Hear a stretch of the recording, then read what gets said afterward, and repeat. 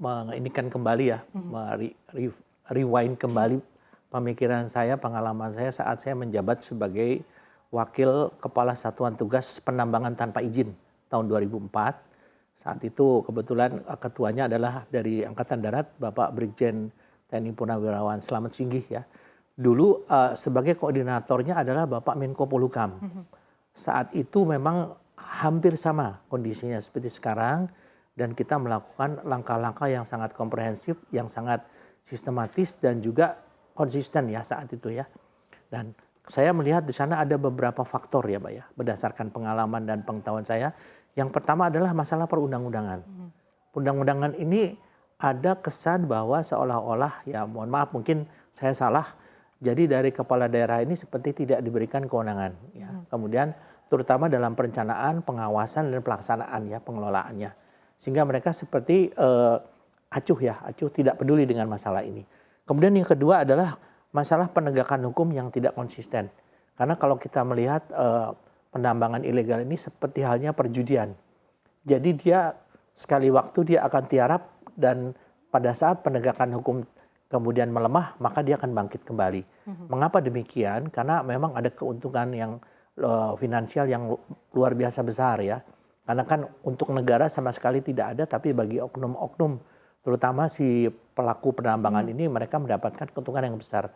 Dan untuk melindunginya tidak menutup mata bahwa itu dilakukan dengan memberikan semacam setoran ya kepada seluruh oknum-oknum instansi terkait. Karena masalah pertambangan ini kan bukan hanya kepolisian saja, tapi semua oknum terkait ya, instansi terkait. Nah, kemudian selain itu juga ada birokrasi yang berbelit-belit.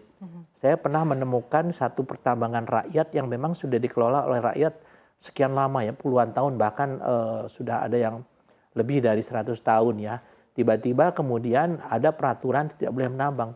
Nah, di sana kondisi sosial masyarakat di sekitar tempat penambangan ilegal itu memang sangat memprihatinkan ya. Sehingga pada waktu diadakan tindakan penegakan hukum, mereka melakukan perlawanan. Nah, tentunya ini kan menjadi masalah dalam hal penegakan hukum. Kemudian juga kita melihat bahwa tingkat kesejahteraan dari oknum-oknum ya, daripada aparat sipil negara ya, baik dari kepolisian, kemudian juga dari instansi terkait lainnya yang berada di daerah sekitar tambang ilegal itu kan juga mereka masih jauh daripada memadai. Jadi tidak bisa menjadi sesuatu yang pembenaran memang, tetapi ini pun juga secara manusiawi juga membuat mereka tergoda ya. Dan tentunya kalau untuk penanganan atau keterlibatan mereka kan bukan hanya dari lapisan bawah saja, tetapi juga itu pasti sampai ke atas ya. Karena kan bagaimanapun juga pada saat itu dilakukan penindakan mulai dari pimpinan kesatuannya sampai dengan pelaksana di lapangan. Tapi memang ini sesuatu hal yang mudah tetapi dikatakan tetapi sulit dilaksanakan ya. Karena memang dilakukan kalau boleh dikatakan istilahnya dari dulu tuh secara berjamaah ya, dan banyak untuk kepentingan pribadi maupun juga untuk kepentingan kelompok ya, ada mungkin dari ormas dan lain sebagainya ya, ataupun preman-preman demikian ya. Oke, artinya ini cukup polemik gitu, karena tidak hanya melibatkan satu institusi atau oknum, melainkan dari hulu ke hilir, ini semuanya ada keterlibatan ya Pak Ito ya. Saya akan minta tanggapannya kepada Pak Fahmi. Pak Fahmi, sebetulnya kalau pandangan Anda, apa sih yang menyebabkan maraknya penambang ilegal ini merajalela dan yang justru ini sulit untuk diberantas begitu? Padahal sejumlah pejabat tinggi seperti Gibran Rakabuming, kemudian kemudian juga ini menjadi sorotan publik begitu, sebetulnya ini kemana dananya mengalir begitu? Apakah betul untuk aktivitas politik atau seperti apa?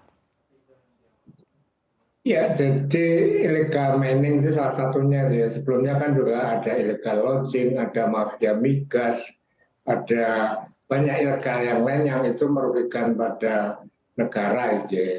Jadi pengalaman saya pernah menjadi anggota tim anti mafia migas yang ketuanya Faisal Basri. Jadi memang mereka itu sangat powerful gitu ya.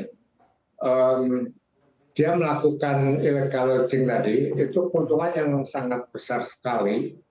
Nah, untuk melindungi tadi gitu ya, agar illegal mining tadi dapat berjalan lancar seperti katakan Pak Ito tadi gitu ya, maka perlu ada backing yang kuat. Nah, backing yang kuat ini tidak hanya aparat gitu ya, atau oknum aparat gitu ya. Kalau kemarin misalnya pernyataan salah satu polisi bahwa dananya mengalir sampai ke kabar skrim itu saya kira masuk akal juga gitu ya. Tetapi tidak hanya aparat, termasuk juga saya kira pemerintahan gitu ya. Apakah itu aparat pemerintah atau anggota DPR misalnya. Dulu pada waktu kasus penyaluran gas di Madura itu kan melibatkan bupati, melibatkan DPRD. Nah, ini memang yang membuat seorang Ganjar dan Gibran aja ngeri di situ. Karena memang benar-benar ngeri dan seolah tidak tersentuh tadi. Nah, kenapa tidak tersentuh? Karena mereka bisa juga bermain gitu ya dalam hal pembuatan aturan.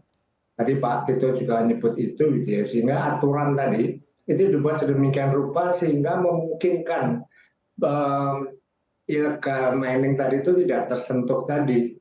Nah, kemudian juga ada backing gitu ya dari aparat keamanan yang kemudian itu, dan yang ketiga dana tadi gitu ya, itu mengalirnya kemana-mana itu ya. Pengalaman dari tim anti mafia migas itu mengalirnya itu sampai ke partai politik atau ormas gitu ya, dan sangat sulit ditindak. Jadi waktu itu kami merekomendasikan ke Presiden agar Petra yang waktu itu kita ikuti sebagai sarang dari mafia migas itu dibubarkan, dan atas endorse Jokowi kemudian itu dibubarkan. Sebelumnya SBY itu nggak mampu membubarkan. Waktu itu Dahlan Iskan sebagai Menteri BUMN itu menyatakan saya nggak sanggup karena ada kekuatan langit 7.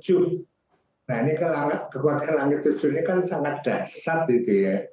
Jadi itu yang menyebabkan illegal mining itu tumbuh subur dengan cukup pesat, dan itu sebenarnya tidak tersentuh sama sekali. Gitu. Bahkan kemarin misalnya Menko Polhukam Mahfud MD itu sudah mengusulkan agar pernyataan dari polisi tadi itu diusut oleh KPK. Tapi kan KPK nggak bergerak juga.